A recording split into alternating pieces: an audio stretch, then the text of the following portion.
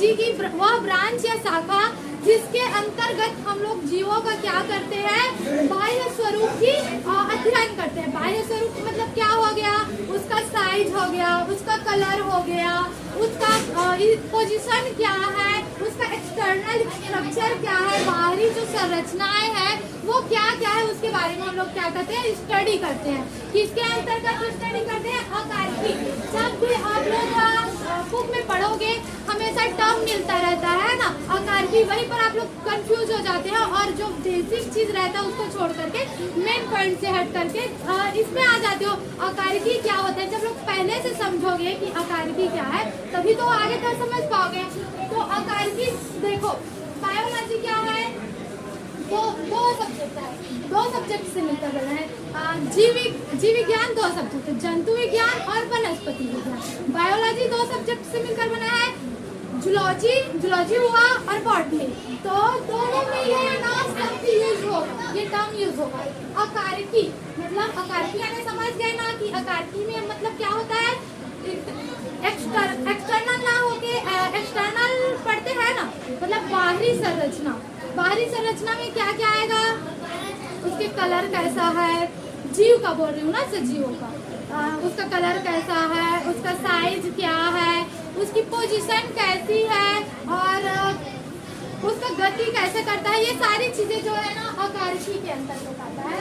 अकार्की सबको याद करो है ना, मॉर्फोलॉजी इंग्लिश में। तो इसमें दो होगा मॉर्फोलॉजी, एक तो पहला होगा प्लांट का जिसको हम लोग बॉटनी में पढ़ेंगे, और दूसरा होगा ह्यूमन का मतलब जीव का, है ना, ह्यूमन जीव का होगा, जंतु का, दोनों का अकार्की पढ़ेंगे, दोनों का मिक्स रूप से। प्लांट का पढ़ेंगे, प्लांट अकार्की मतलब कि प्लांट मॉर्फोलॉजी, मॉर्फोलॉजी है ना, या मॉर्फोलॉजी, प्लांट मॉर्फोलॉजी ना बोल के उसको फाइटोमॉर्फोलॉजी, क्या बोलते हैं, फाइटोमॉर्फोलॉजी। वैसे ही ह्यूमन का पढ़ेंगे, ह्यूमन के एक्सटर्नल स्ट्रक्चर, उसका बॉडी कैसा है, उसकी बाहरी आवरण कैसा है, उसका कलर कैसा है ना, उसके साइज क्या है, जितने भी जंतु है उसके, पहले तो दोनों का स्टडी करेंगे, अंदर का अलग करेंगे, बाहर का अलग। तो बाहर का करने के लिए जिस शब्द का यूज करते हैं, जिस टर्म का, उसको बोलते हैं मॉर्फोलॉजी, है ना। तो इतना समझ आ गया अकार्की क्या है। अकार्की क्या है, बायोलॉजी की वह स्ट्रीम या ब्रांच है। क्या है, ब्रांच, जिसके अंतर्गत हम लोग किसका स्टडी करते हैं, एक्सटर्नल स्ट्रक्चर, बाहरी संरचना, है ना, बाह्य संरचना। आप लोग एक वर्ड में बस याद कर लो इसको, है ना, लंबा चौड़ा कुछ याद करने की जरूरत नहीं है। मॉर्फोलॉजी मतलब बाहरी संरचना। अकार्की नाम से पता चल गया, एकदम सिंपल है ना। अकार्की मतलब बाहरी संरचना को पढ़ना, अकार्की कहलाता है। वैसे ही शारीरिकी मतलब जीव के आंतरिक संरचना करते हैं। आंतरिक संरचना क्या हो गया, आपकी बॉडी का कलर, ये सब सारे क्या है, बाहरी स्ट्रक्चर है। लेकिन अंदर का पार्ट देखते हो क्या, उसको काटेंगे फीटेंगे, उसमें अंदर कुछ रहता है ना, सब लोग पढ़ चुके हैं पहले, है ना।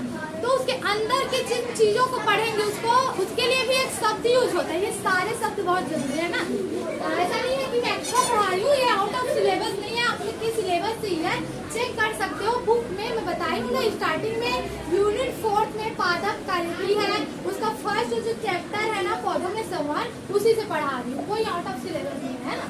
तो ये बाह्य संरचना को पढ़ेंगे, उसको अकार्की बोलेंगे। और जो इंटरनल होता है ना, आंतरिक संरचना पढ़ेंगे, उसको शारीरिकी बोलते हैं, एनाटॉमी। इंग्लिश नेम भी याद करो, इंग्लिश नेम भी बहुत जरूरी है, क्योंकि एनाटॉमी में किसका स्ट्रक्चर पढ़ेंगे, कैसा वाला स्ट्रक्चर, इंटरनल।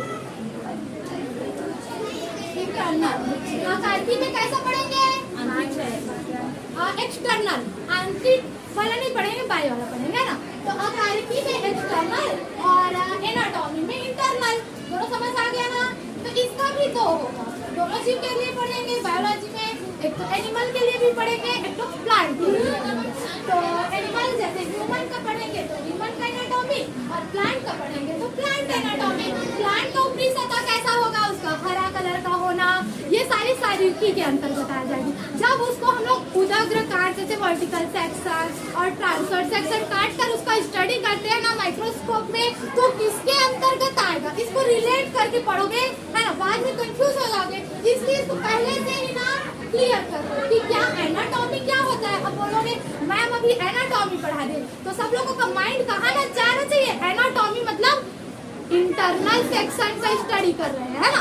और आप बोलेंगे अभी हम लोगों का मॉर्फोलॉजी का चल रहा है स्टडी, तो मॉर्फोलॉजी के तुरंत माइंड कहाँ जाना चाहिए, उसके बाह्य स्ट्रक्चर को पढ़ रहे हैं ना, बाह्य संरचना को पढ़ रहे हैं। तो ऐसा ना तुरंत दिमाग में आना चाहिए कि मॉर्फोलॉजी क्या होता है और एनाटॉमी समझ आ गया।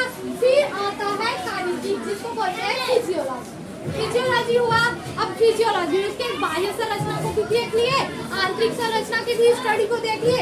अब ये फिजियोलॉजी क्या होता है, तो फिजियोलॉजी क्या होता है, बायोलॉजी की वह ब्रांच है ना, जीव विज्ञान की वह शाखा है जिसके अंतर्गत हम लोग किसकी स्टडी करते हैं, किसका अध्ययन करते हैं कि वो जीव जो है कैसे कार्य करता है, उसमें गति कैसी होती है, पोषण कैसे होता है, ग्रोथ कैसे होता है, विकास कैसे होता है ना, डेवलपमेंट कैसे होते हैं, ऐसी चीजें का हम लोग किसके अंतर्गत अध्ययन करते हैं, स्टडी करते हैं, फिजियोलॉजी मतलब कि शारीरिक। समझ आ गया, तीनों बेसिक टर्म है एकदम, इस थोड़ा एकदम से रट लो क्योंकि याद करना ही है इसको, है ना, ऐसा टाइप का है। क्योंकि सारे जो पढ़ोगे इसके अंतर्गत ही पूरे आपका बायोलॉजी घूमेगा। मॉर्फोलॉजी पढ़ोगे, वैसे प्लांट का मॉर्फोलॉजी पढ़ोगे, ह्यूमन का मॉर्फोलॉजी पढ़ोगे कि नहीं पढ़ोगे, अब तुम लोग ही बता पढ़ोगे। जैसे बाहरी संरचना के बारे में पढ़ते हैं ना, वैसी आंतरिक संरचना हमारे अंदर कितने जो सिस्टम है, डाइजेस्टिव सिस्टम है, रिप्रोडक्टिव सिस्टम है ना, इतने सारे सिस्टम है किसके अंदर